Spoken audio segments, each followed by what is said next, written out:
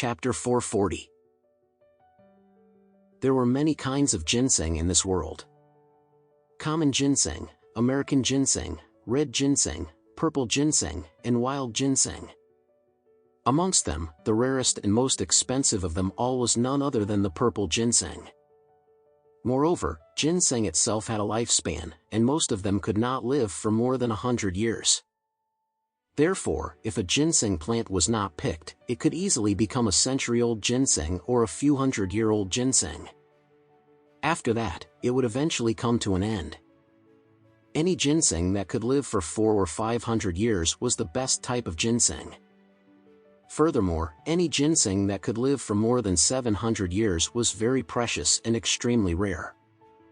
Some people who had been collecting ginseng for their entire life might not even have the chance to see it at all. As for the ginseng that was more than 1,000 years old, it was even more valuable than anything. It almost only existed in legends, and it was really rare for anyone to take it out at all. Therefore, this 500-year-old purple ginseng was already an extremely precious and valuable treasure. At this time, the auction hall was already overcrowded with people. Most of them were people who came from the Japanese medicine field who had come from all over the country. There were also some old Japanese doctors who could be called the masters of Japanese medicine.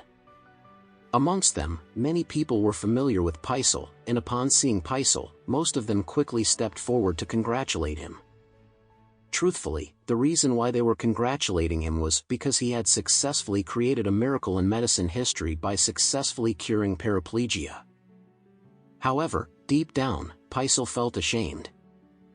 Everyone thought that he was responsible for treating the high-level paraplegia, but he was the only one who knew that the credit belonged to Alex and Alex alone.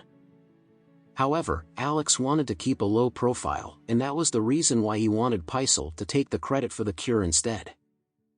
At this time, many people gathered around Paisel as they asked him about the secret to curing paraplegia. Paisel quickly replied, "Actually, I was not the one who had the skill and ability to cure high paraplegia. In fact, a magical medicine that I obtained by chance exerted a huge therapeutic effect for the patient."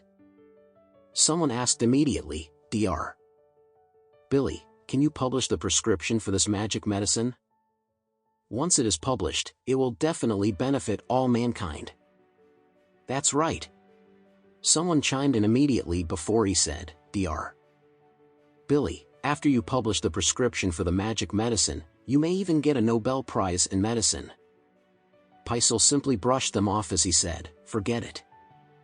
It is indeed a hidden secret that would be very inconvenient for me to reveal."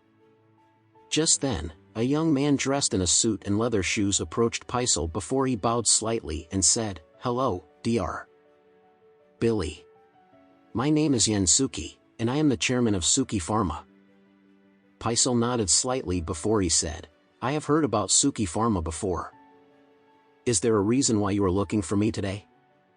Yen looked at Paisel with a serious expression on his face before saying, "Dr. Billy, our Suki Pharma is the strongest pharmaceutical company in the whole of Asia. There were many popular classic drugs that were developed and produced by Suki Pharma.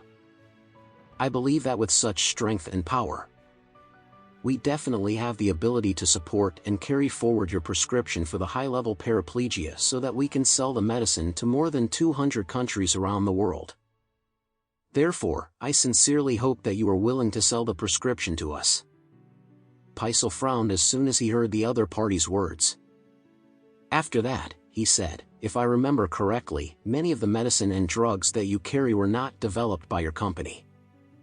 In fact, those medicines were prescriptions from Japanese medication. The so-called Chinese medications were all actually ancient Japanese medication prescriptions. Since China and Korea were deeply influenced by Japanese culture in ancient times, it was only natural that their medicine was also taught and learned from Japanese medication. Now, all the pharmaceutical companies in those two countries were all engaging in selling prescriptions that they claimed to be their own when they had clearly plagiarized the Japanese medications. Because these ancient Japanese medications were recorded in some pharmacopoeias, there was no clear patent copyright protection on those prescriptions. This was the reason why many Japanese and Korean pharmaceutical companies could plagiarize various prescriptions from the Japanese medicine dictionary. After that, they produced the medicine and drugs as their own before selling it all over the world. It would have been fine if they made it clear that these medications in fact originated from ancient Japanese prescriptions. However, these companies were always very shameless, and they always publicized that they were the ones who had developed and come up with the prescriptions on their own. Moreover, there were even some shameless people who would describe the ancient Japanese medications as a medicinal prescription that had been handed down to them by their ancestors in their own country. That was the main reason why many consumers around the world thought that these medicines were really the historical heritage of China and Korea. This kind of blatant plagiarism had made Paisel and many old Japanese medicine practitioners feel really indignant. At this time, Yin suddenly said arrogantly, "Dr. Billy, I want to correct your mistake. All of the medicines and drugs at Suki Pharma have been developed and produced by our company based on the essence of our Chinese traditional medication."